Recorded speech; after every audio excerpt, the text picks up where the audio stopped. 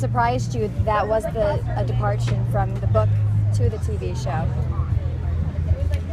Well, there are a lot of departures, of course, some very trivial and some larger. I can't say they surprise me. I mean, I am a co-executive producer on the show, so I work with David and Dan, and I kind of know what's coming. So by the time it's actually on TV, I've known of it for 6 months or more.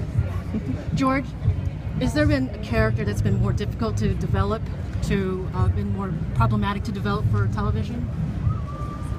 Well, for television, you really have to ask David and Dan. I know writing the books, which is my main function, Bran, I've always said, is the hardest character to write. He's the youngest of the viewpoint characters, and when you're writing from the viewpoint of an 8-year-old or a 9-year-old or a 10-year-old boy, you have to kind of put yourself in a different mindset and say, okay, well, this is what's going on, but how would he understand it? Also, he's the character who's most deeply involved in magic, and in fantasy, magic is tricky to write. Magic can easily overwhelm your story if you handle it wrong. So writing the Bran chapters is always a challenge for me. It goes a little more slowly than some of the other chapters. George, any reaction to the huge international interest in Game of Thrones overseas? Well, I'm gratified by it. I think we're, the most successful internationally show that HBO has ever done.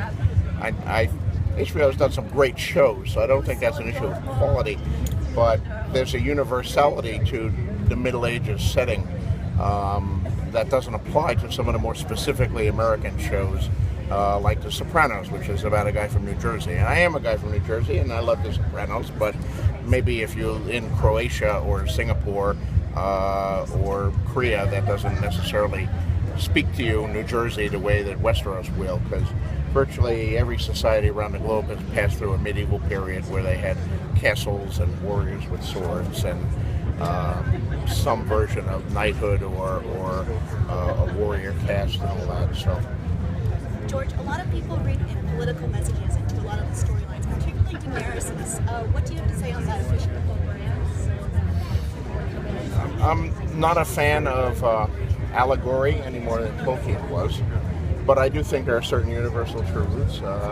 People know my life story, know that I was a conscientious objector during the Vietnam War, but I'm not a complete pacifist. I've espoused on that in the past.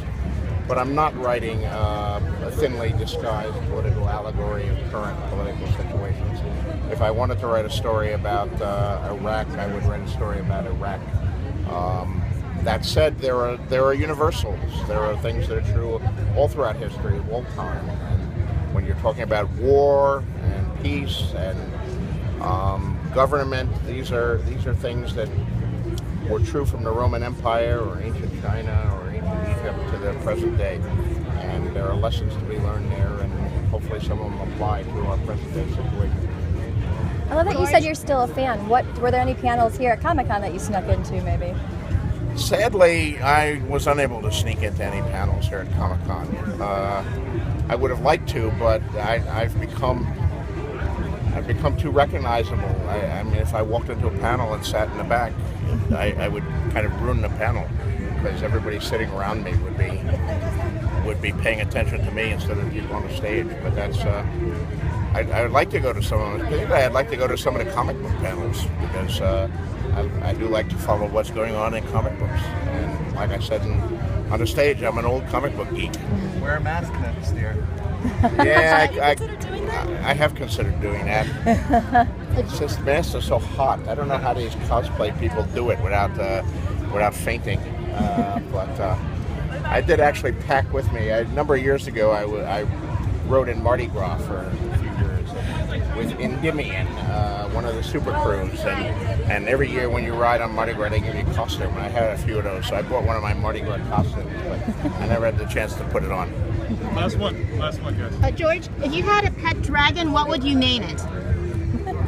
Oh, I don't know, Puff. Good one, Doug. Thank you, guys.